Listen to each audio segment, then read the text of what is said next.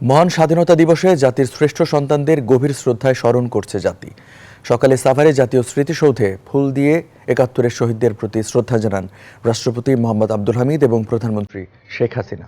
এরপর শ্রদ্ধার মিছিলে ঢল নামে জনতার। জয়দেব দাসের প্রতিবেদন, ক্যামেরায় ছিলেন শেখ মিন্টু।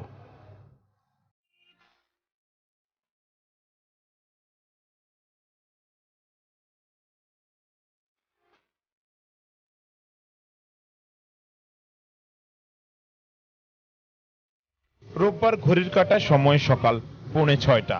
সাভারের জাতীয় স্মৃতিসৌধে পৌঁছান রাষ্ট্রপতি মোহাম্মদ আব্দুল হামিদ ও প্রধানমন্ত্রী শেখ হাসিনা। এরপর জাতীয় স্মৃতিসৌধের বেদিতে ফুল দিয়ে শ্রদ্ধা জানান ৭১-এর বীর শহীদদের প্রতি। এ সময় বিউগলে বেজে ওঠে করুণ সুর। সশস্ত্র বাহিনীর পক্ষ থেকে জানানো হয় রাষ্ট্রীয় সালাম।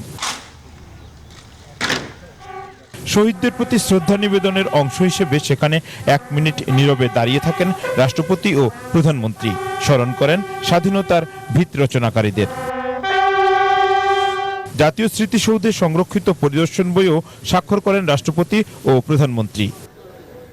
রাষ্ট্রীয়ভাবে শ্রদ্ধা নিবেদন শেষে আওয়ামী লীগের সভাপতি হিসেবে দলীয় নেতাদের সঙ্গে নিয়ে জাতির শ্রেষ্ঠ সন্তানদের স্মরণ করেন প্রধানমন্ত্রী শেখ হাসিনা।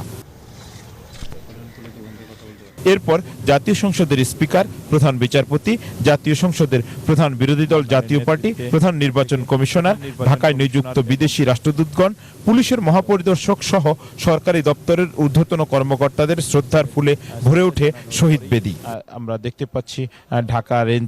পরে সাভারের জাতীয় স্মৃতিসৌধের ঢল নামে জনতার। শ্রদ্ধা ভালোবাসা নিয়ে শহীদদের উদ্দেশ্যে পুষ্পাঞ্জলি নিবেদন করে লাখো মানুষ। শ্রদ্ধার সেই মিছিলে ছিল জেলা আওয়ামী লীগ, যুবলীগ, ছাত্রলীগ, কৃষক লীগ সহ বিভিন্ন রাজনৈতিক, সামাজিক ও স্বেচ্ছাসেবী সংগঠন। ১৯৭১ সালে এক সাগর রক্তগঙ্গা পাড়ি দিয়ে যারা লাল সবুজের পতাকা ছিনিয়ে এনেছিলেন, তাদের আত্মত্যাগকে বৃথা যেতে দেবেন না জাতীয় স্মৃতিসৌধে আসা মানুষ, এমনটাই অঙ্গীকার করছেন। তারা বলছেন, উন্নত সমৃদ্ধ বাংলাদেশ বিনির্মাণ করাই হবে মুক্তিযুদ্ধের চেতনাকে সমুন্নত রাখার প্রত্যয়।